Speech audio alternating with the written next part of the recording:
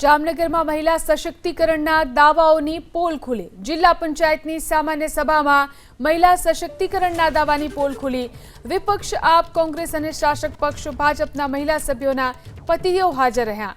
પતિદેવો વિવાદ ન થાય તે માટે પત્નીઓ સાથે સામાન્ય સભામાં હાજર રહ્યા।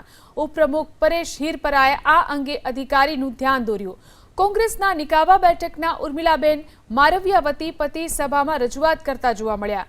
મહિલા સભ્યના પતિને રજૂઆત કરતા પ્રમુખ કે કોઈએ અટકાવ્યા નહીં। જિલ્લા પંચાયતના મહિલા પ્રમુખના પતિ પણ આ બેઠકમાં હાજર રહ્યા। વધુ જાણકારી મેળવી અમારા સંવાદદાતા રવિ બુદ્ધદેવ આપણી સાથે ફોન લાઈનથી જોડાયા છે। જી રવિ, જિલ્લા પંચાયતની સામાન્ય સભામાં મહિલાના પતિદેવ ઉપસ્થિત રહ્યા। बिल्कुल जो बात કરવામાં આવે તો એક તરફ રાજ્યમાં સ્થાનિક સ્વરાજ્યની સંસ્થાઓમાં મહિલા સશક્તિકરણની વાતો છે તે કરવામાં આવે છે।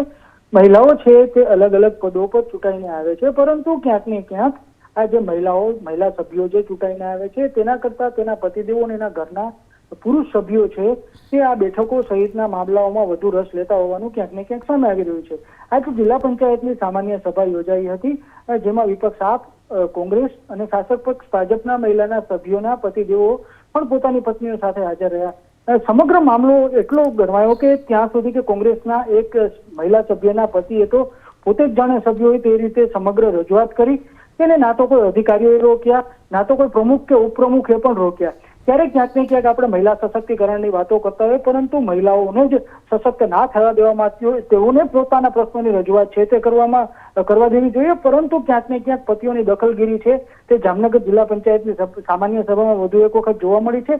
આવું પહેલી વખત નથી થયું, આની પહેલા પણ થયું છે જ્યારે પ્રમુખના પતિ છે તે પણ ત્યાં હાજર હતા। આજે પણ અન્ય મહિલાઓ છે તેમના પતિદેવો પણ જિલ્લા પંચાયતની સામાન્ય સભામાં હાજર હતા।